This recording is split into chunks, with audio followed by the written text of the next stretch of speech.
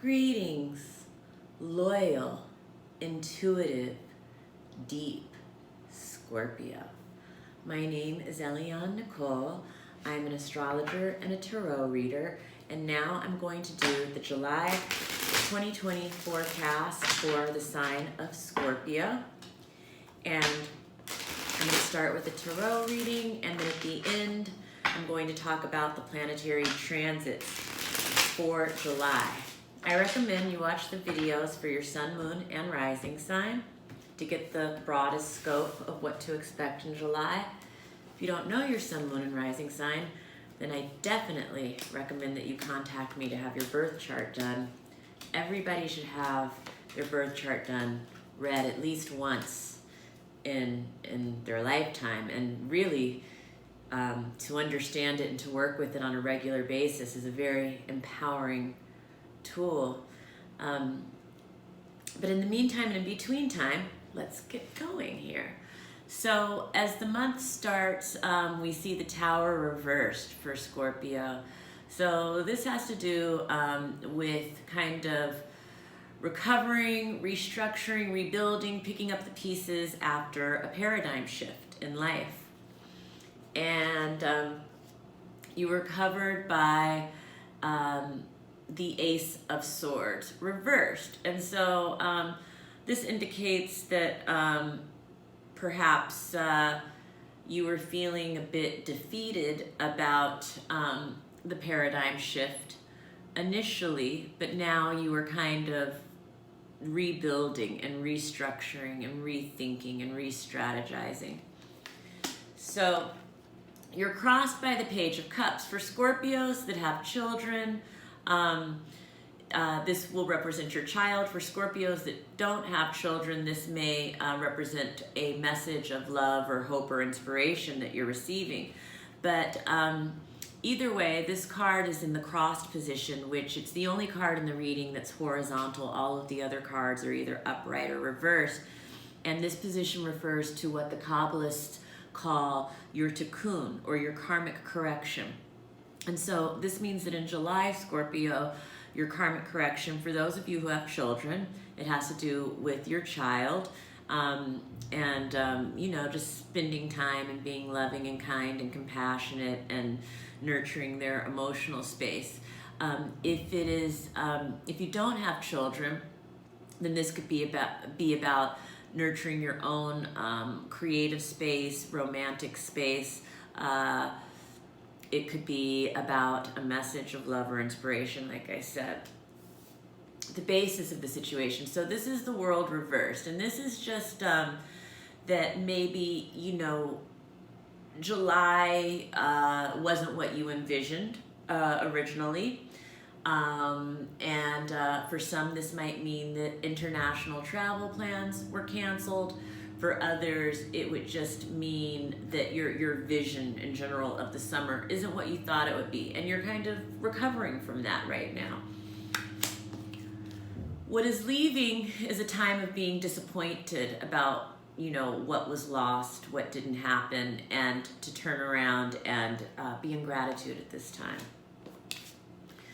What could come into being is the Two of Pentacles reversed. So this is feeling maybe scattered, or priorities are a little mixed up around the 13th to the 15th of the month. And this is what could come into being. So if you do not want that to come into being, then I think it's important to be decisive in the first couple of weeks of the month. What will come into being, the King of Pentacles. So this is a really good money and financial opportunity or business opportunity for a man or brought in by a man. Fears or insecurities, the Three of Rods. And so it looks like there's a success or an achievement of some kind, or something that Scorpio was waiting for to happen, and there's a fear or insecurity that it won't. I'm here to tell you, Scorpio, that it will. It's just maybe in a longer time than you thought.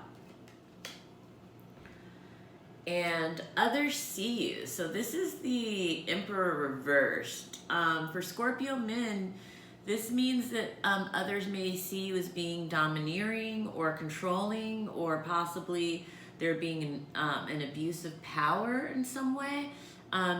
For Scorpio women, it looks like there may be a male authority figure in your life that you are not seeing eye to eye with, or maybe he's out of alignment in relationship to you and how he's viewing or looking at you. Positive feelings. This is the Nine of Rods. So this is about guarding your territory. And then the outcome is the Seven of Rods. And so this is the end of the month, and it looks like you are yielding, you are submitting, you are not resisting, kind of going with it. And it looks like you are very happy about a partnership at the end of the month as well. So that is the tarot overview for Scorpio, and now I'm going to talk a little bit about the planets. So as we entered the month of July, Scorpio, Mars has just entered Aries at the end of June. So we enter July with Mars at 1 degree Aries, and that is just a kick of energy. Mars is Scorpio's natural ruler according to traditional astrology. And so because of that, Scorpio, you really have a relationship with the Mars energy. And Mars being in Aries is where Mars is at home. So it's strong and it's powerful and it thrives there. Mars controls our drive, our motivation, our libido, how we go for what we desire in life. And so the whole first 3 weeks of July in particular, we should be feeling very motivated, particularly in the area where Mars is traveling through our chart. For Scorpio, it's traveling through the 6th house. Now, this is an interesting placement, particularly for the Scorpio rising. I want to say, just with Mars traveling through the 6th house, to be very careful of your physical surroundings, of your physical space, because this is an aspect where one can get an injury. Nothing major, but oftentimes cuts, scrapes, getting hurt, things like that can be associated with a Mars transit in the 6th house. The other thing about the end of the month that's still affecting the beginning of July is that a Jupiter-Pluto conjunction formed its second exact alignment of the year, June 30th. So that is really very much in the air as we enter July. And that Jupiter-Pluto conjunction, it's very powerful. It's a conjunction that is coloring the tone of the entire year, although it hit exact April 4th, it's hitting exact June 30th, right as we enter July, and then it hits exact again later this year at November 14th. These are significant dates. If you watched my June update, which I released in mid-May, I had predicted that during this June 30th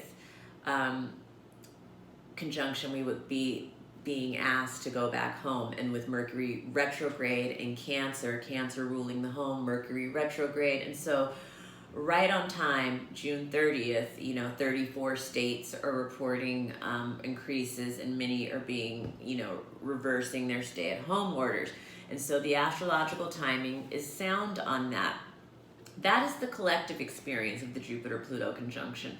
Another part of the collective experience of the Pluto-Jupiter conjunction is just, the opportunity for expansion of power and wealth. And, for some people, that's how it's manifesting in their personal charts.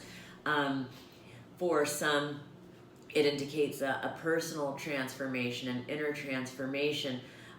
For Scorpio in particular, the Jupiter-Pluto conjunction is happening in your 3rd house of communication. And so, there could be a big transformation or expansion going on in that area of your life. How you communicate, how you speak, how you write, how you learn, and finding your voice somehow. Perhaps you are doing something having to do with media or broadcasting or publishing or something like that. Maybe you're teaching. All of these, this is a transformational area for Scorpio at this time. July 1st, Saturn goes retrograde into Capricorn. And for Scorpio, that means Saturn's moving from the 4th house to the 3rd house. And again, this is around communications mostly. The 3rd house can also represent siblings or neighbors sometimes if the communication thing isn't resonating for you, but it's really known as the communications house. And so with Saturn backing up there, where it had been for the past 2.5 years until we did this 3-month jaunt into Aquarius, giving us a little preview of what's to come in 2021 and 2022 when Saturn resides for a longer run in Aquarius. But you know, Saturn backing up into your house of communications is almost like, you know, it's like the building inspector coming back to the 3rd house to make sure that everything that he taught you in this area over the past, you know, since the end of 2017, you know, that all the adjustments, all the necessary structures and rules and boundaries have been put into place in this area. You could also find yourself rethinking and re-strategizing long-term goals around, you know, communication, around any writing, speaking, learning, teaching things, also possibly around neighbors or neighborhood, also possibly around siblings. So that is a big house for Scorpio this month of July.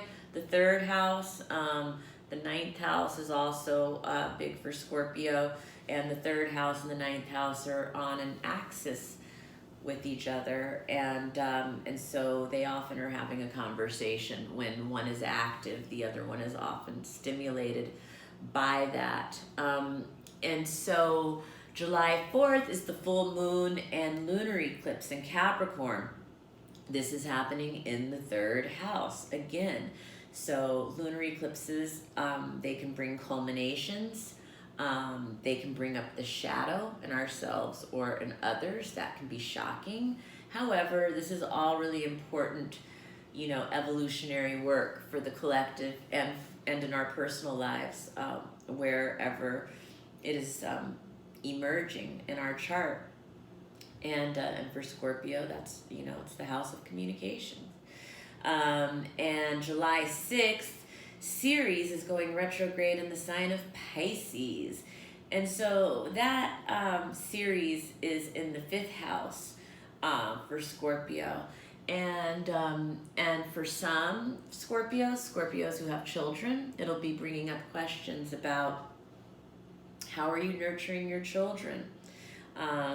And how are you allowing them to nurture you? It's a two-way street. And also, July 12th, Mercury is finally going direct. So for the first 2 weeks, and for Scorpios who don't have children, I wanted to go back to Scorpios who don't have children. That's going to be looking at how are you nurturing your creative projects. If you don't have creative projects, then it's going to be like, how are you nurturing yourself with your fun or games or hobbies or pleasures in your life? You know, how are you nurturing yourself or others in that way? And now I'm going to move on again to Mercury. So Mercury finally goes direct in the sign of Cancer. That is happening in your 9th house, Scorpio. So the 9th house is the house of religion, higher truth, spirituality. It's also the house of travel to foreign countries. It can also be a house that deals with cross-cultural experiences or people from other countries. It can be a more metaphorical exploration than literal travel. Also, it's a house of philosophy, higher education, if I didn't mention that already. And so Mercury being retrograde in that area for the first couple of weeks of the month, and it's been retrograde since June 17th, it could bring up emotional communication in that realm, in that house, in that place in your life. But once Mercury goes direct, July 12th, that should start to resolve. And it may not happen overnight. It could take until the 26th or the 27th when Mercury is back at the degree that it was when it originally went retrograde. But yeah, so that's happening there for you. July 20th is the new moon in Cancer, and that new moon in Cancer is happening also in your 9th house, Scorpio. And so it's an opportunity to set intentions for a new start in those areas. And this is the black moon of Cancer. The first new moon of Cancer happened at 0 degrees Cancer, and it's the black new moon because it's the second new moon in the same sign in the same month-long period. And so the second one will be 28 degrees Cancer. Very powerful black moon. It's a time to recommit. We have a second chance for a new start in these Cancerian areas. This is around the mother, around the roots, around legacy, around ancestors, around land, real estate, wealth, around the home. So these are all new moon in Cancer kind of themes to set intentions around. And yeah, and it's good to do an altar. It's good to write your intentions with real specificity and clarity. The Cancer new moon is trine Scorpio, so that's a really powerful, harmonious, flowing energy for you to tap into. And I highly recommend that. A couple of days after the new moon, July 22nd, the sun moves into Leo. And, Leo season is going to shed some light in the area of career and attainment for Scorpio. And it could also, for some Scorpios, it could shed some light in things around the father and things like that. So that's the 22nd, and it'll be in Leo for about a 30-day run. And then July 27th, Jupiter is forming a sextile with Neptune at the end of the month, which I feel like is a very just beautiful and inspirational alignment, particularly for creative people and artists.